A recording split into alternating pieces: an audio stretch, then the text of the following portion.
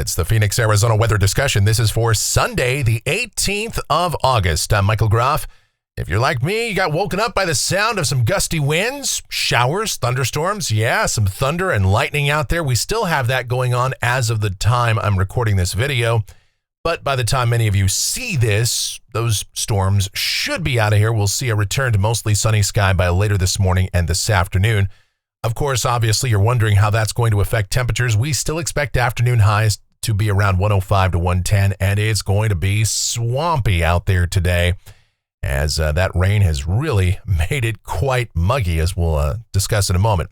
Rain chances should be minimal tomorrow and Tuesday as the heat really kicks up, but going into Wednesday, maybe Thursday, rain chances should pick up at least somewhat around here, and we'll talk about that and everything else. See if we can get some more rain out of this monsoon that we've been having. Let's talk about it. First, the almanac from yesterday. Oh boy, 113 degrees, the afternoon high, 93, another record warm, low temperature for the date. And by the way, we're just one away from tying the greatest number of days with a low temperature, 90 degrees plus. So that's another thing to consider. We've already surpassed our consecutive streak of 100-degree days. That's now 49 days with a high temperature of 110 plus for the year. So we're getting close to breaking some more heat records around here. All right, no rain in the bucket yesterday. We've had about 1/10 of an inch so far this morning officially at Sky Harbor. 105 and 84 the averages for this time of year. Looking outside right now at 5:15 a.m., mostly cloudy, some light rain officially at the airport, some scattered showers and storms around parts of the valley. 81 degrees at Sky Harbor, but that's only half the story. It is an absolute swamp out there. Dew point way up there at 75. You're just walking into a sauna. It's pea soup out there. Relative humidity 84%. Wind from the north at 9, and the barometer is steady. If you're wondering, the dew point in Miami right now is 73. The dew point in Tampa, Florida is 72. In Orlando, 72. So, yeah, it is more muggy out there this morning than it is across Florida. So much for those people that say it's a dry heat, right? Here's the current radar right now, and you can see scattered showers and thunderstorms, actually kind of widespread off to the north and east of the valley, too. And these storms are going to lurk around for the next 2, maybe 3 hours. Then they'll get out of here, and we should make way for mostly sunny sky. And the cause of this, well, let's show you what's going on. Why do we have these storms around this morning? This is the upper air look, and that tells you the story, at least synoptically, as to what's happening. We've got a trough over the east.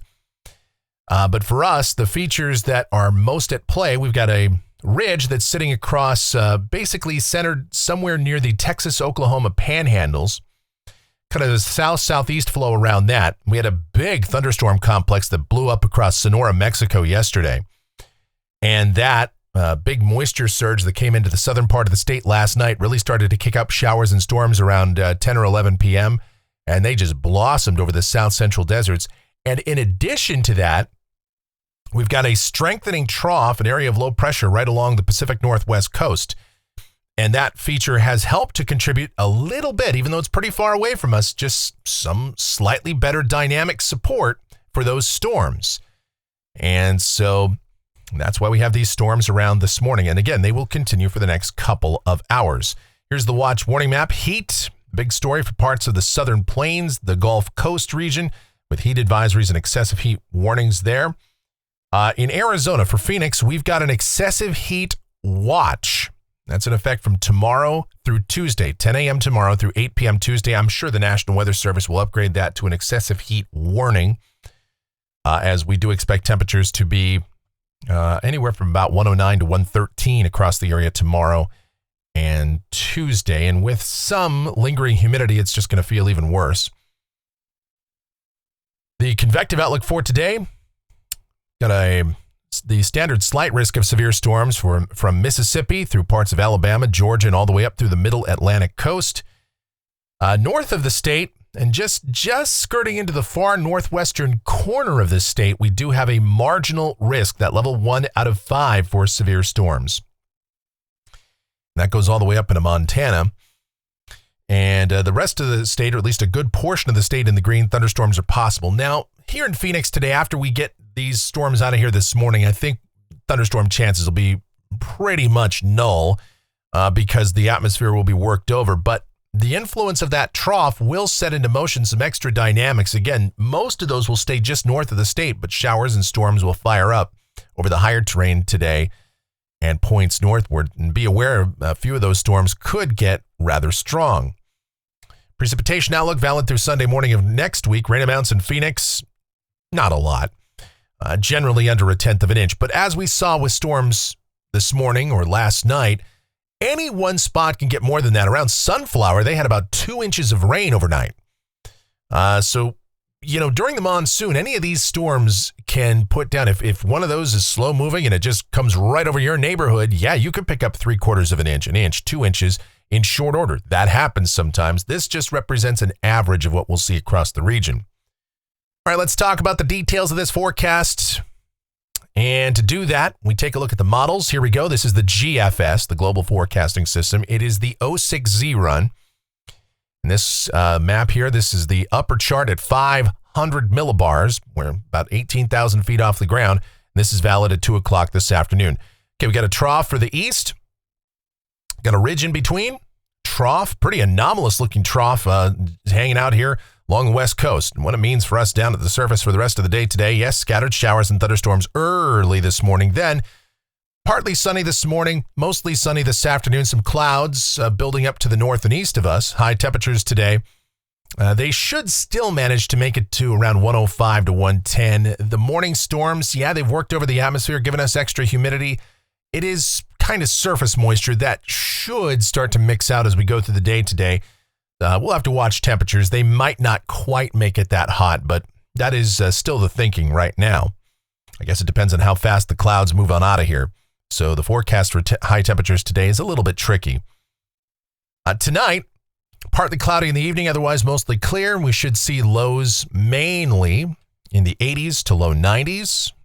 And then tomorrow, mostly sunny, just some isolated thunderstorms possible across northern and eastern Arizona. The GFS really shows almost nothing, but I do think there'll be at least a few storms around. The chance of rain in Phoenix tomorrow is pretty much zero. Not mathematically, but conditions just don't really favor storms to get in here tomorrow. More or less the same thing Tuesday. We still expect widely scattered showers and thunderstorms over the higher terrain and maybe along the southern border and the southeastern part of the state. But I think Tuesday should still stay relatively quiet. Just a slight increase in the number of showers and storms. What's happening is we've got a ridge still sitting to the east, and this trough continues to sit to the north and west of us. And the flow aloft is kind of southerly, not the greatest for bringing storms off the mountains into the lower deserts. But we can't completely rule it out for Tuesday, but again, the chance of rain, I think, will stay just under that 10% threshold, but we will watch model trends. Tuesday could turn out to be a little more interesting, but Wednesday, if there is the best chance of rain in the forecast period does appear to be on Wednesday, as south-southeasterly flow is present, and this area of low pressure along the Pacific Northwest coast, this thing is intensifying, and this is going to be quickly will become a more dominant feature for us. We're gonna kind of be in a battleground between this trough to the north and west and this ridge to the south and east. And in between, sometimes, and we see this usually more in September than in August, sometimes these features can contribute significant dynamic support to the region. And if this trough does turn out to be as intense as it's advertised to be, that could throw a little bit of extra cool air aloft and some extra diffluence for scattered showers and thunderstorms in the afternoon and evening hours. Now, the flow aloft on Wednesday, the flow pattern will be a little bit tricky, but I still think that storms will be possible here in the lower deserts, and where they do form, they could be rather strong too. So Wednesday is going to be an interesting day to watch for scattered showers and thunderstorms and maybe a few strong storms, and high temperatures will fall off several degrees because we're coming under the influence of this trough. We'll have higher humidity levels too, so highs should be closer to normal. I'd say around 102 to 107. Now on Thursday, still, we do have a chance of showers and thunderstorms. The trough sits to the north and west. The ridge is still to the east across Texas and the southern plains. And the flow aloft is southerly, southeasterly, at least for a good portion of the day on Thursday. So at least a slight chance of showers and thunderstorms continues. But the drier air is going to start to work in. And in this battle between these two features, the trough is going to be the one that wins the battle, at least somewhat. In fact, by Friday, we're kind of in the southeastern periphery of the trough, and the heights are coming way down. Some of the model guidance has the upper heights going below 588 decameters, which you don't see in August all that often. And so when that happens, high temperatures should retreat a bit. Now, given that we have below average soil moisture here over the southern deserts, and given the fact that the air will be relatively dry, I still anticipate high temperatures being at or maybe a couple of degrees above normal, but they will definitely not be up into the excessive heat criteria. I think we'll have highs probably between about 102 to 107 here for the lower deserts, even on Friday. And it's kind of the same story on Saturday. Now, unfortunately, what this means is the monsoon moisture is really out of here. I mean, it's way out of here. In fact, probably even across New Mexico and Colorado, I don't expect to see a whole lot of thunderstorm activity going into next weekend. Maybe some isolated showers and storms over there, but boy, for us, just nothing. Dew points should be way down. But here's, the slight bit of good news in all this. And I know we want to see rain, we want to see storms. The slight, if you want to take the grain of salt or the pinch of sugar in all this, and that is that we will see overnight lows dropping a bit. At least away from the urban core, overnight lows will drop in the 70s. And that'll be kind of refreshing. We haven't seen that really since early June. So outside of thunderstorm activity anyway. So that'll be nice. High temperatures will still be toasty, of course, 102 to 107. It's August in Phoenix. Obviously, it's still going to be warm, but not that bad. Now, as we go to a week from today, this is Sunday, the 25th of August. Interesting setup here. Okay, the trough is weakened. And now we have just sort of a baggy trough sitting on the west coast here. We have an inverted trough that's making its way west, this little easterly wave across Texas. We've got a ridge that's trying to reform here over the southwest, somewhere over New Mexico, Colorado. And so as a result, moisture may start to come back a little bit, but at this point, still looks like next weekend should be relatively dry and temperatures will come up a bit, but not anywhere too close to record territory anyway. Highs probably anywhere from about 103 to 109. Go down 10 days. This is Tuesday, the 27th. Yeah, we got another little trough, a weak area of low pressure along the west coast, kind of far south, actually, off the central California coast. We've got a ridge that's building to the east of us, but not an intense ridge, 591 ridge, slightly cooler air aloft, more of a south-southeasterly flow coming back in, and maybe some extra dynamic support from A, an inverted trough sitting to the south of us, and B, this area of low pressure sitting to the west.